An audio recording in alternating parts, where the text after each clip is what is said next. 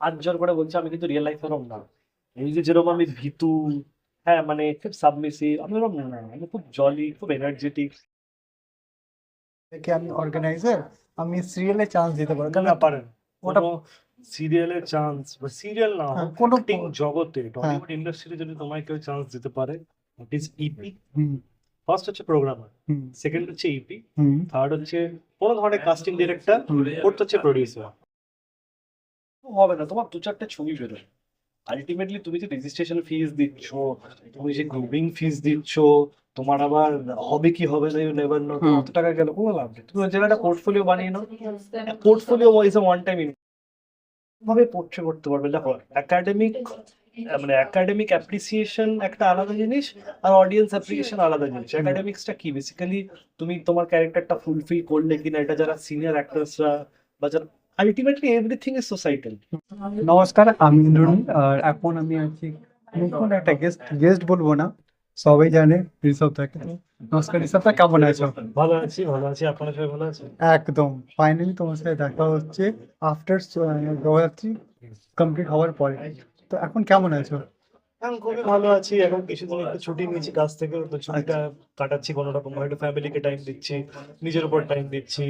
অন্যান্য প্রজেক্টস এর কথা চলছে, কিন্তু আপাতত একটু হল্টে রেখেছি। তো ঋষভ, ফার্স্ট টাইম জানবো তুমি এই যে অ্যাক্টিং ইন্ডাস্ট্রিটা, আমরা সবাই জানি এন্টারটেনমেন্ট মানে একটা স্পেসিফিক, যদি তোমার ক্যারেক্টার নিয়ে আমি পরে কথা বলবো, ফার্স্ট তোমার জার্নি নিয়ে কথা বলবো। তো এই যে অ্যাক্টিং ইন্ডাস্ট্রিতে কত বছর থেকে?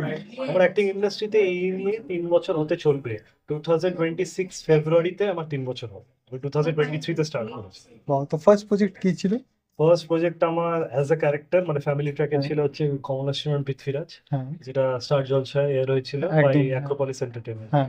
ওটা আমার ফার্স্ট প্রজেক্ট ছিল। তো এখন অব্দি একটা কোশ্চেন করবো দাদা, মনে আছে ফার্স্ট যে প্রজেক্টটা করেছে কত পেমেন্ট ছিল? ফার্স্ট প্রজেক্টটা ভালোই, মানে চলুন নিউ কামারদের দেয়, দেখো পেমেন্টটা ডিসক্লোজ করা তো হ্যাঁ অবভিয়াসলি করেন উচিত না, একদম। কিন্তু যেটা ছিল মানে চলে যায়। ভালো আমি তো প্রথমে এক্সপেক্ট করবো না, এখন যেরকম আমি চার্জ করতে পারি, একদম আমি নিজের একটা অবশ্যই আমার একটা সে আছে, তখন একদম এক্সপিরিয়েন্স ছাড়া ওরকম বলাটা একদমই। একদম। তো ঋষভ দা, তোমার এই ইন্ডাস্ট্রির ইচ্ছা কত বছর, মানে কবে থেকে ইচ্ছা হলো কিনা আমি অ্যাজ এ অ্যাক্টরই কাজ করবো? যে আমি যখন ক্লাস 6-এ পড়ি, আমার মা আমাকে ছোটবেলায় ডান্সে ভর্তি করেছিল, আচ্ছা ক্লাসিক্যাল ডান্স। আচ্ছা। তো ক্লাসিক্যাল ডান্স আমার খুব একটা ভালো লাগতো না, বাট আমাকে অনেকটাই সাহায্য করেছে আমার যে কোনো ধরনের ডান্সের ফরম্যাটে ওটাকে এনহ্যান্স করতে, কোনো ধরনের ডান্স শিখতে। তো ওগুলোতে আমার খুবই সাহায্য করেছিল। তো তখন আমি ডান্স যখন করতাম, করতে করতে আর কি আমাকে কোনো রকম ভাবে আমি টিভিতে ওই ঋতিক রোশন বা এদেরকে দেখতাম, কিন্তু এদেরকে দেখে আমার ডান্সের ইচ্ছাটা বেড়েছিল। বাট আমি অ্যাকচুয়ালি দেখে আমার ইন্টারেস্টটা বেড়েছিল যখন আমি নানা পাটেকরকে দেখি। বাহ। নানা পাটেকরের ক্রান্তিবীর সিনেমাটা দেখি, তারপরে আমি তোমার পুরীর সিনেমা দেখি।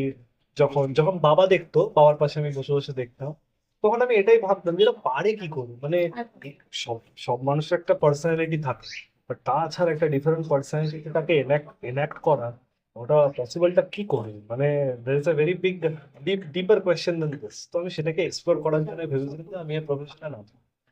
তো প্রথম প্রথম তো চান্স পাইনি, প্রথম প্রথম আমি ব্যাকআপ ডান্সার হিসেবে, জুনিয়র আর্টিস্ট হিসেবে কাজ করেছি।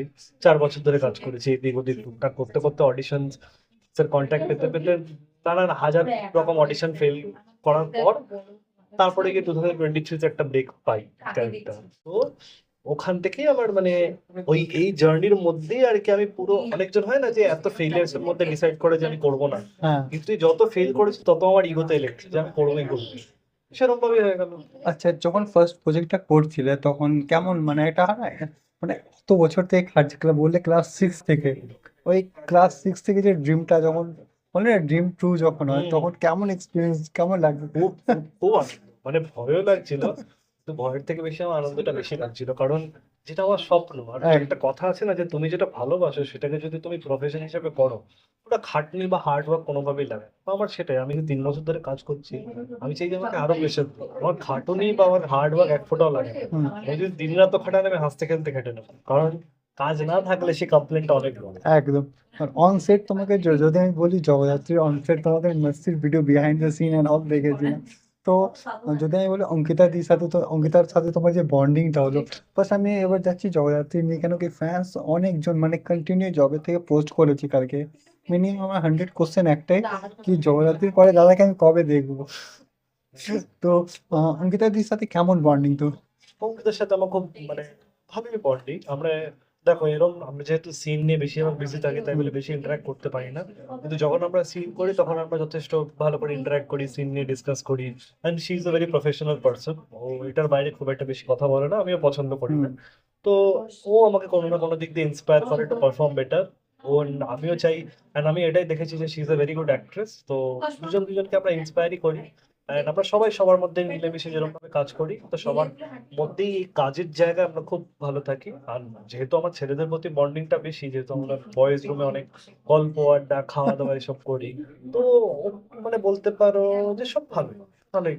আচ্ছা, ঋষা, তো আরেকটা জিনিস অনসেট অনেকজন হয়তো জানে না, মানে তোমার যে এই শোতে তোমার নামটা রিয়েল নামই ইউজ করা হয়েছে। হ্যাঁ, এটা আমি অবাক হয়ে গেছিলাম বেসিক্যালি। আমি যখন অডিশনটা দিয়েছি, তো আমি এক্সপেক্ট করিনি যে আমায় সিলেক্ট করবে। হ্যাঁ, ওরা খুঁজছিল, আমি নাকি জানতে পারলাম যে আমার এই ক্যারেক্টারটার জন্য অনেকদিন ধরেই খুঁজছিল যে দুর্গার নতুন হিরো নতুন হিরো। এবার আমিও ওখানে অডিশন খোঁজ খবর পেয়েছিলাম, কিন্তু আমি বড় ভাবে দিতে পারিনি। হয়তো আমার জায়গায় অনেকজন দিয়েছিল, আমার প্রোফাইল পাচ্ছিল না এরকম কোনো রকম ভাবে পেয়েছিল, তখন আমি অডিশনের জন্য ডেকেছিল। এবার যখন আমি অডিশনটা দিয়েছি, আমি আমি অত হোপস রাখি না যে হবে হবে না হবে, চেষ্টা দিয়ে দেখো অডিশন। একদম। তারপরে যখন আমার ক্যারেক্টারটা নিল, লুক সেট হলো, তারপরে জানতে পারলাম যে আমার নামটাই রেখেছে। এবার একটু অবাক হয়ে গেলাম, বাট এটা আমার কাছে একটা বিশাল বড় প্রাপ্য যে ঋষভ ভৌমিক থেকে ঋষভ মৈত্র, হ্যাঁ, ঋষভ নামটা যে জেনেছে, এটা আমার কাছে এটা খুব বড় পাওয়া। ওটা ঋষা, তোমার কফিও এসে গেছে, স্টার্ট করতে বলে। না অসুবিধা নেই, বলো না, তো কফি তো খেতেই দেয়। ঋষভ, এই যে এত লম্বা একটা ইন্ডাস্ট্রি, মানে অনেক বড় একটা জার্নি, মানে ক্লাস 6 থেকে এখন তুমি কাজ করছো, প্লাস এখন রিসেন্টলি যদি আমি কাজের দিকে যাই, তো তোমার আপকামিং প্রজেক্ট কি কাজ চলছে? আপকামিং প্রজেক্ট, হুম, আপকামিং প্রজেক্ট এখন আমি কটা ডিনাই করেছি, আমি ডিক্লাইন করেছি, কারণ আমি একটু ফ্যামিলিকে টাইম দিতে চাই, হুম, নিজেকে টাইম দিতে চাই। বিকজ অ্যাজ অ্যান অ্যাক্টর না, your mental stress is the only thing that puts you behind your performance. Hmm, তো আমি যদি আমার মেন্টাল স্ট্রেস যদি প্রচুর বেড়ে যায়, আর আমি যদি অন্য কিছুতে সময় না করতে পারি, আমার ফিজিকে না খাটতে পারি, আমি নিজেকে আরো ভালো করে ব্রাশ আপ না করতে পারি সিনেমাস দেখে, হুম, স্ক্রিপ্টস পড়ে, বা এই আর্টের সাথে যুক্তি হয়, তাহলে আমি আরো ভালো অ্যাক্টর হয়ে পারফর্ম করতে পারবো না। একদম, এবার যারা সিরিয়ালস করে না, তাদের ছুটিটা খুব কম থাকে। সত্যি বলছি, সিরিয়ালসে একটা আলাদাই খাটুনি, একদম, এটা কেউ বুঝতে পারবে না, এটা আমরাই জানি।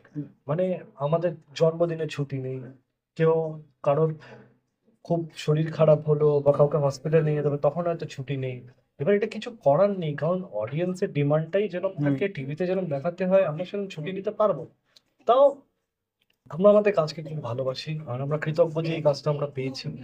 তার মানে আমি আমি এটাও বলবো না যে আমি কাজকে অবহেলা করবো, হুম, কিন্তু হ্যাঁ, কখনো কখনো যখন তুমি যেইটুকু সময় ছুটিটা পাচ্ছ, utilize it at in the best way possible. একদম। তো ঋষভ, একটা কোশ্চেন করবো, হয়তো অনেক জায়গায় খারাপ লাগতে পারে। এখন কলকাতাতে সবাই দেখো, যারা নতুন নতুন মডেলিং করছে, অ্যাক্টিং ইন্ডাস্ট্রিতে ঢুকছে, স্পেশালি হয়তো এখন বড় বড় অর্গানাইজার যারা শো করছে, মানে মডেলিংকে নিয়ে র্যাম্প শো, অ্যান্ড ওখানে অ্যাক্টরদেরকে গেস্ট অ্যাজ এ অ্যাক্টর ডাকছে।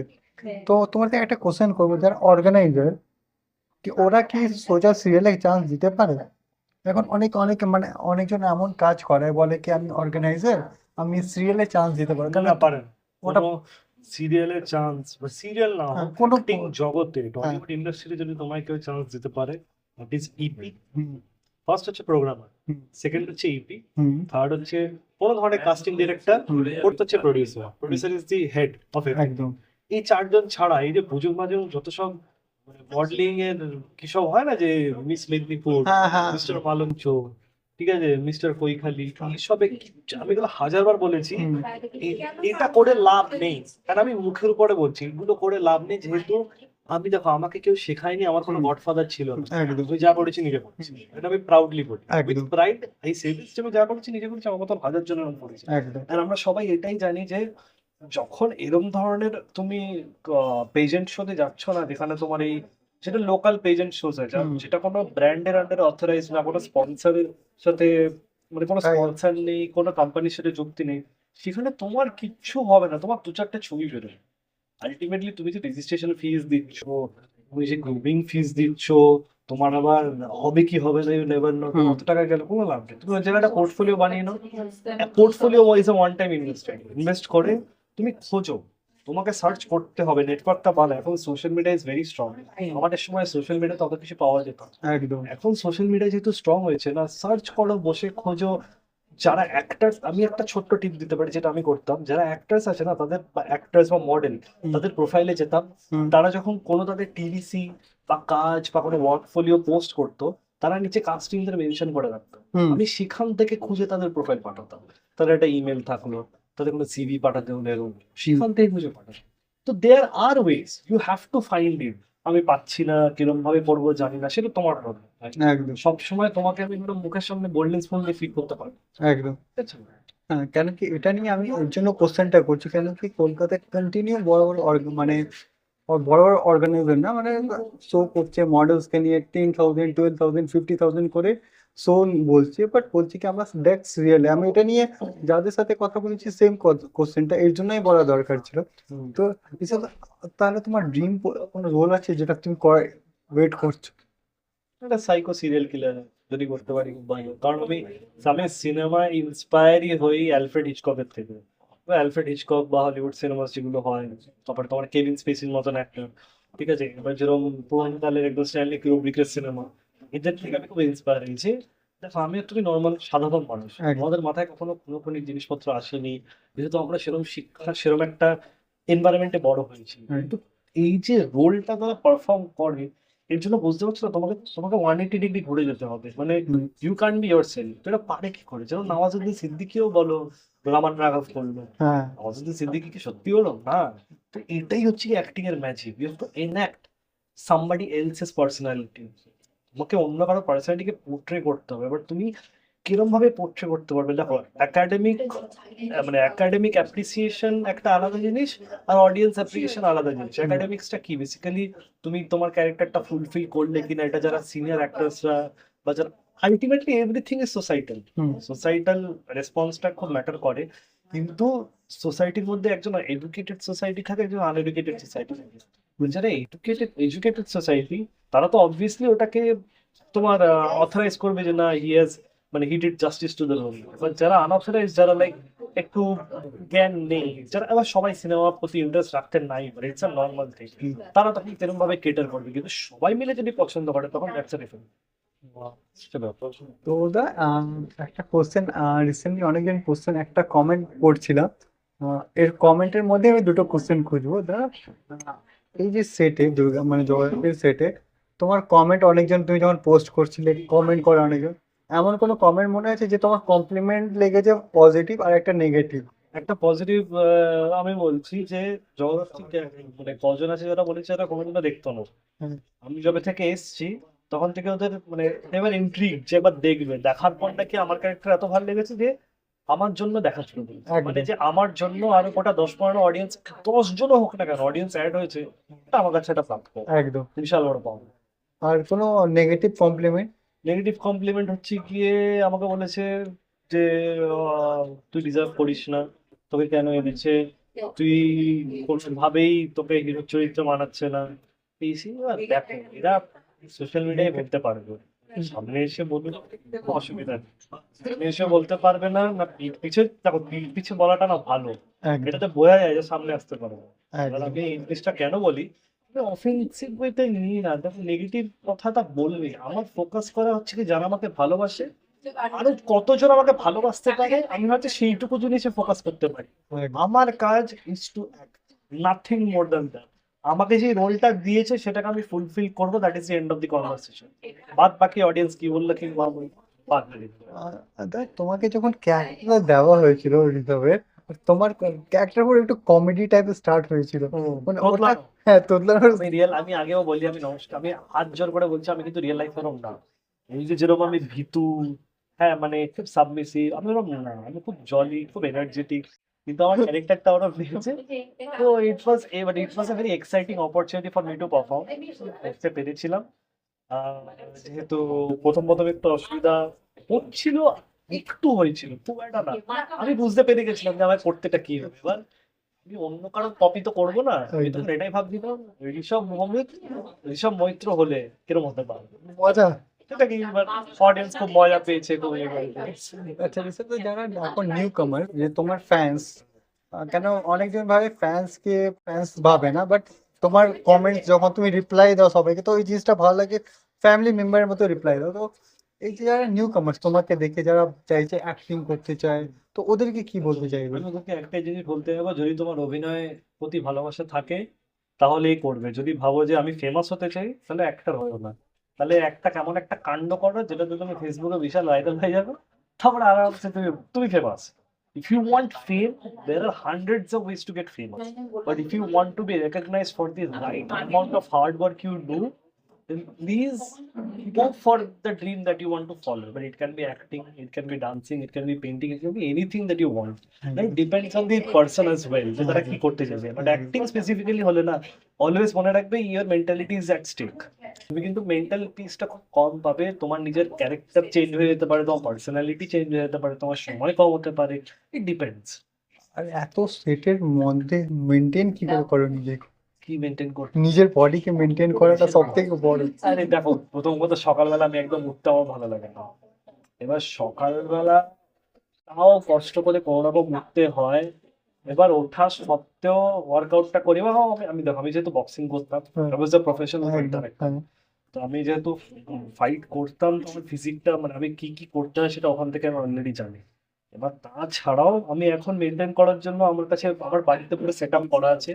তো সেট আপ করার সাথে আমি সেখানেই ওয়ার্কআউট করি, যা ইচ্ছা করি। এবার হয়তো কোনো কোনো সপ্তাহ করতে পারি না, কোনো কোনো সপ্তাহ করতে পারি, কিন্তু আমি ক্যালোরি কাউন্টটা একটু ব্যালেন্সে রাখি। এটা হচ্ছে মেন ব্যাপার। আচ্ছা, তো যেতে যেতে আমি একটা কোশ্চেন করব। কলকাতার নিউজ টাইম অডিয়েন্স যারা আছে তোমাকে দেখবে, তোমার আপকামিং প্রজেক্টের জন্য ওয়েট করবে, ওদেরকে কি বলবে? যারা আমাকে দেখবে, যারা আমার প্রজেক্টের জন্য ওয়েট হ্যাঁ, ওয়েট করছে আপকামিং প্রজেক্টের জন্য। শুধু এইটুকু বলবো, যারা যারা আমাকে ভালোবেসেছো, আমি হয়তো খুব নর্মালি বলছি, বাট এটা আমার কাছে কত বড় পাওনা তোমাদের আইডিয়া নেই। এই জন্য বলি, যারা আমাকে টেক্সট করে, মেসেজ করে, আমি চেষ্টা করি সবাইকে রিপ্লাই দিতে। একদম। দেখো, আলটিমেটলি অডিয়েন্স সব, এই যে ব্যাপারটা আছে না, যে না একটু আমি লোকজন পছন্দ করি না, হ্যাঁ। একা থাকতে, খুব ফালতু কথা। তোমার সিনেমা যদি কেউ না দেখে, তোমার সিরিয়াল যদি কেউ না দেখে, তুমি কাজ পাবে না, ইউ উইল বি আনএমপ্লয়েড। একদম। তোমাকে যে লোকেরা ভালোবাসছে, নিজের পকেট থেকে টাকা খরচা করে, কেবলের টাকা দিয়ে তোমার সিরিয়াল, ওটিটিতে টাকা দিয়ে তোমার Package, ওয়েব হ্যাঁ। সিরিজ এইসব দেখছে, you should be grateful for that. তবে আমার অডিয়েন্সের কাছে সবসময় গ্রেটফুল। আমি যদি কোনোদিনও আমাকে রাস্তায় অনেকজন দেখা করেছে, কথা বলেছে, তারা হয়তো এটাতে অকওয়ার্ড হয়ে ভেবেছে যে রিপ্লাই দেবে, কথা কি ভাববে। আমি কিচ্ছু ভাববো না। আমার সাথে যদি কথা বলতে যারাই এসছে, আমি তাদেরকে একটু হলো থ্যাংক ইউ সো মাচ, তোমাদের জন্য আজকে আমি আছি। Thank you so much. Thank you Risalata, খুব ভালো লাগলো তোমার সাথে। আমি কলকাতা নিউজ টাইম অডিয়েন্স যারা ওয়েট করছে তোমার আপকামিং প্রজেক্টসের জন্য, তো ওয়েট দেখি কবে আমি আসছে। এইটুকুই বলবো, খুব শিগগিরই দেখতে পাবে। থ্যাংক ইউ রিসালতা, থ্যাংক খুব ইউ সো ভালো মাচ। লাগলো। Thank you. আমি কলকাতা News টাইমস, নিউজ টাইমসকেও আমি ধন্যবাদ জানাতে চাই। তোমাদের পুরো এন্টার টিমকে ধন্যবাদ জানাতে চাই যে আজকে আমার ইন্টারভিউতে নিয়েছো। Thank you so much. Thank আশা you. করি তোমরা ভালো করে কাজ করবে। একদম। Everybody stay well, and thank you so much to the entire audience. Keep following Kolkata news times. Thank you.